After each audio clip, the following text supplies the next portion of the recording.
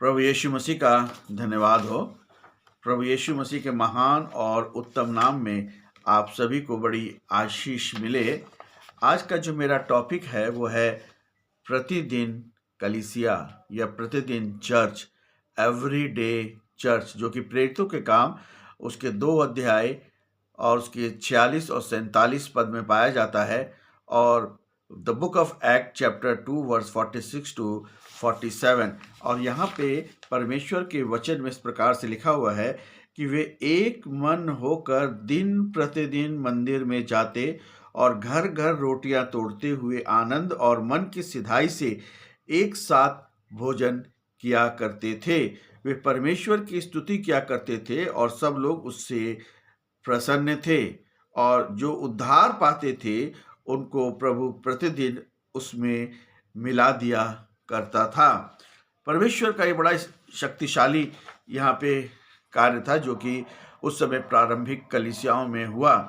और ये प्रारंभिक कलीसियाओं का स्वर्ण युग था जहाँ प्रतिदिन चर्च होता था और विश्वासियों का समुदाय प्रेम, एकता और पवित्र आत्मा की सामर्थ से भरा हुआ था। पेंतिकुस्त के दिन पवित्र आत्मा के उतरने और पतरस के प्रचार के बाद लगभग 3000 लोग विश्वास में आए। यरूशलेम को शुरुआती जो लोग मसीह थे वे यहूदी थे। वे पूरी तरह से यहूदी धर्म से अलग नहीं हुए थे, इसलिए वे प्रार्थना के लिए मंदिर, हैकल या टेम्पल में जाते थे। लेकिन प्रभु भोज और संगति के लिए वे घर घर मिलते थे। रोटी तोड़ना ये केवल साधारण भोजन नहीं था, बल्कि इसमें प्रभु भोज भी शामिल था। ये यीशु मसीह के बलिदान की याद में और आपसी भाईचारे के प्रतीक के रूप में किया जाता था। उस समय के यरूशलेम में अकाल और सताव की स्थिति थी। विश्वासी अपनी संपत्ति बेचकर एक दूसरे की मदद करते थे ताकि कोई भूखा ना रहे। और खास तौर पे प्रतिदिन जो है वो प्रभु भोज में भी शामिल हुआ करते थे। और जहाँ जहाँ पर भी मैंने देखा है कि प्रत्येक संडे को जहाँ जहाँ प्रभु भोज होता है वहाँ की कलीसिया जो है बहुत ही आशीषित हैं और बहुत से लोग जो हैं वहाँ प्रतिदिन उनके साथ जुड़ते हैं।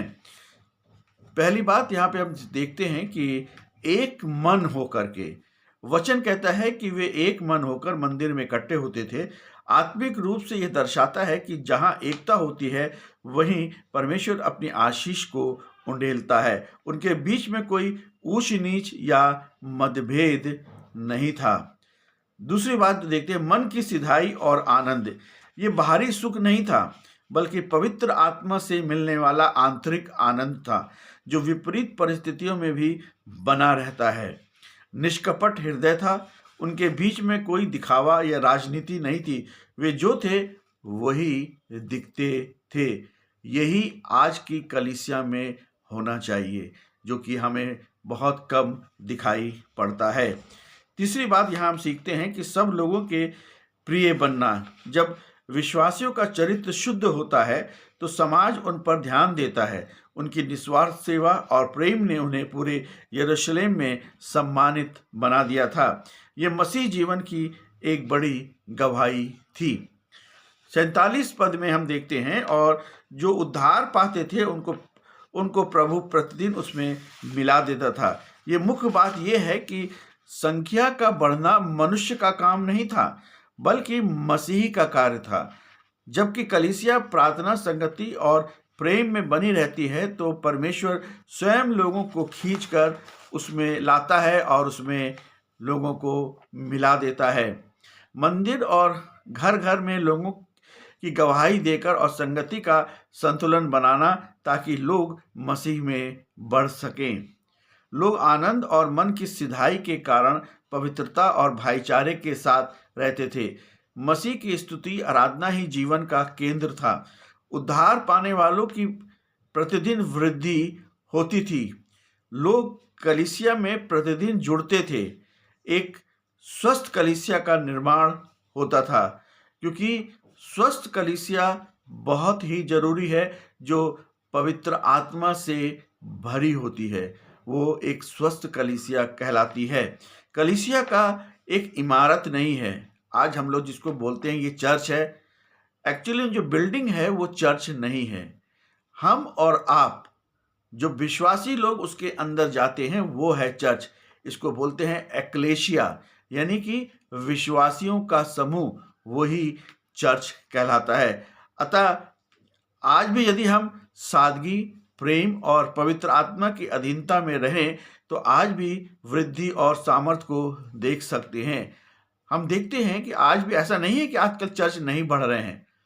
चर्च बढ़ रहे हैं, लोगों की वृद्धि हो रही है, लोग मसीह में आ रहे हैं, लोग यीशु मसीह को प्रेम कर रहे हैं, लोग यीशु मसीह के साथ चल रहे हैं, लोग यीशु मसीह को अपना उद्धारकर्ता के रूप में ग्रहण कर रहे हैं। ये सब इसलिए हो रहा है कि क्योंकि पवित्र आत्मा और जो लोग हैं उन्होंने पूरी तौर पर अपने आप को समर्पण किया है। हम समर्पण करते हैं, हम सही बात को बोलें। हम लोग बहुत से लोग जो है ना, हम लोग एक गीत गाते हैं कि मैंने अपना सब कुछ प्रभु को दे दिया है, और चर्च में बहुत बड़े बड़े और बड़े जोर जोर से गाते हैं, मगर एक्चुअली में हम लोग झूठ बोलते हैं, क्योंकि हमने अपना सब कुछ प्रभु को नहीं दिया है।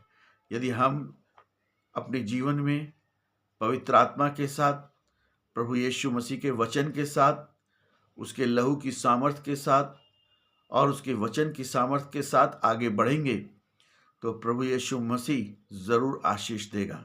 और हम जितना भी हम समर्पण कर सकते हैं, जितना भी हम दे सकते हैं अपने जीवन के द्वारा, अपने जीवन का समय दे सकते हैं, अपने जीवन में जो हमें आशीषें मिली हैं उनको दे सकते हैं, तो प्रभु हमें सबको बड़ी आशीष देगा।